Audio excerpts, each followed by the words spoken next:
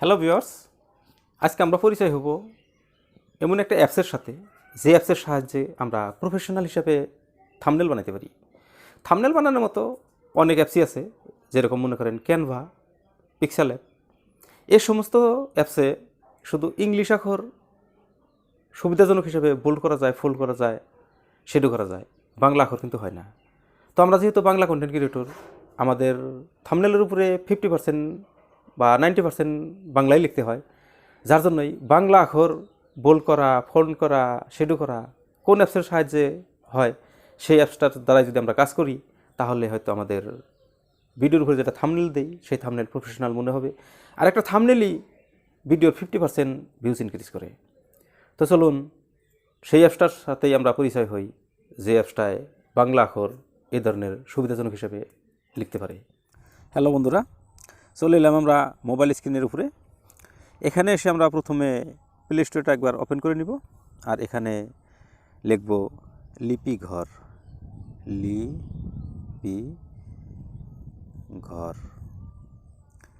লিপি ঘর লিখে সার্চ দেওয়ার সঙ্গে সঙ্গে দেখেন উপরে একটা লথি শিকারের লিখে একটা অ্যাপস দেখাইছে।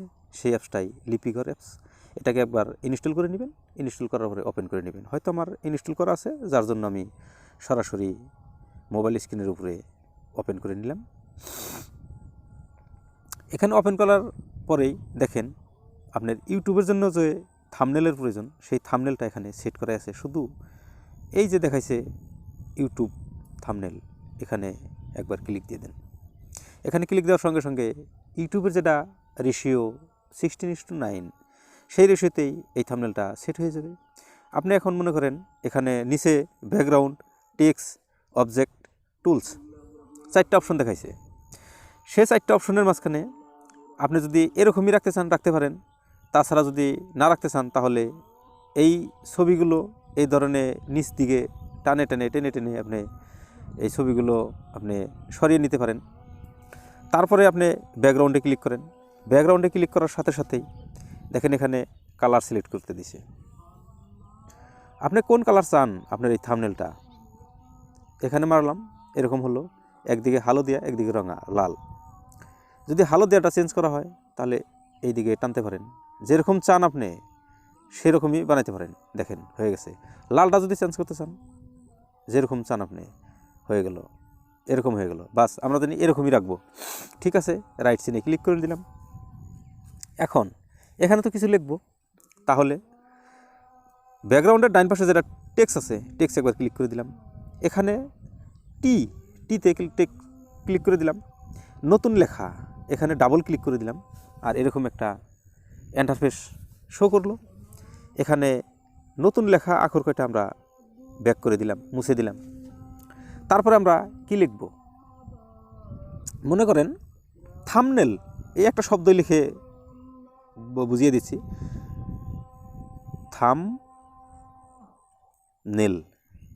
থাম্বনেল আখরটা লিখলাম, লিখে এখানে রাইট চিহ্নেতে ক্লিক করে দিলাম। তারপর মনে করেন সাইজ ডাবল টি যেখানে আছে সেখানে ক্লিক করে দেওয়ার সঙ্গে সঙ্গে এরকম পাইবেন। এরকম পাওয়ার সাথে সাথে এই লাল ভোলটাকে বাউ দিকে টানলে ছোট হইবে, ডাইন দিকে টানলে বড় হইবে। আচ্ছা, আমরা মনে করেন এরকম করে রেখে দিলাম, মাঝখানে আনলাম। তারপরে মনে করেন আখরের যেটা কালার, আখরের কালারটা দিতে হলে, আখর তো কালা আখরে আছে, এখানে দেখেন কালা আখর শো করছে। কী আখর লাগে, কী রং লাগে আপনার আখরে, যে রং লাগে সেই রঙই আপনি দিতে পারবেন। লাল দিলাম, লাল হয়ে গেল। যদি এটাকে মিশাইতে চান, বাস মুছে গেল। বা একটু লালটা অল্প কমাইতে চান, এদিকে টানলে কমবে, বাড়বে। দেখেন কীরকম লাল হয়েছে, দেখেন কীরকম কম হয়েছে। এরকম করে বানাইতে পারি। আচ্ছা, মনে করেন আমরা এটাকে এরকমই রাখলাম। তারপরে ইউতে যদি ক্লিক দেন, VIU 3টা শো করবে। এটা যদি দেখেন আখর কয়টা কাইতে হয়ে গেল। আচ্ছা, এরকমই রেখে দিলাম। তারপরে মনে করেন এ ক্লিক দেওয়ার সাথে সাথে দেখেন আখর যদি কিছু চেকন মোটা করতে হয়, করতে পারেন এখানকার সাহায্যে। তারপরে এটার কাজ হয়তো যদি 2 আখর লেখা যায়, যেখানে ধরেন আমি মাঝখানে স্পেস একটা দিয়ে লিখলাম আপনি, আমি আর আপনি যদি কিছু ভূগোলে আনতে হয় বা আমি আর আপনি এই দুইটা শব্দ যদি অল্প ফাঁকে নিতে হয় সেক্ষেত্রে আপনার এই অ্যাপসটায় কাজ করবে, অ্যারিয়ান্স এই অ্যাপসটায় কাজ করবে। তো এরকমই রেখে দিলাম। এখন মনে করেন বেঁকা একটা তীর চিহ্ন, এটার কাজ কি? এটার কাজ এরকম দেখেন, যদি কোনো দিকে কাজচিত করতে হয় আপনি সেখানে করতে পারেন, এটা এরকম রেখে দিলাম। তারপরে মনে করেন স্টোকের কাজ কি? স্টোকে দেখেন আপনার এই লালের চারপাশে কালা বসে গেল, এটার কাজ এরকম করে বানাতে পারেন।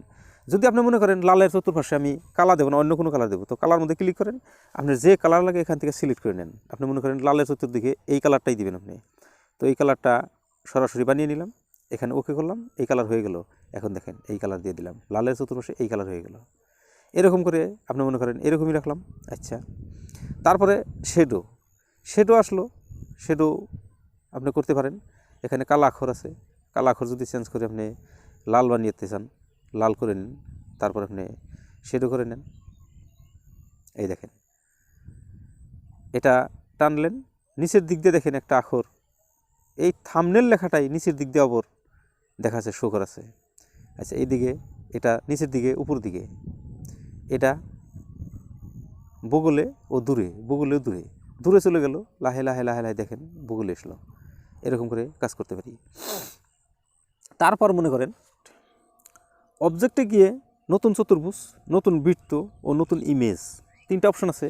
নতুন চতুর্ভুজে যদি আপনি ক্লিক দেন এরকম একটা শেপস পাবেন। এই শেপসটার দ্বারায় আপনি যদি শেপস ফিটিং করতে চান শেপস ফিটিং করে নিতে পারেন।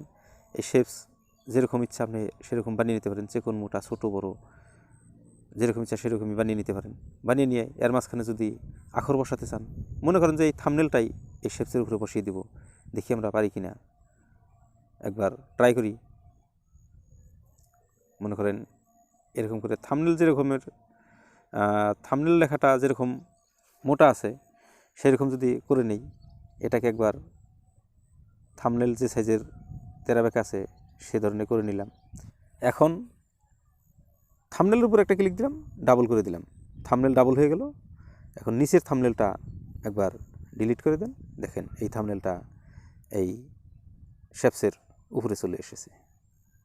এরকম করে আমরা লিখতে পারি।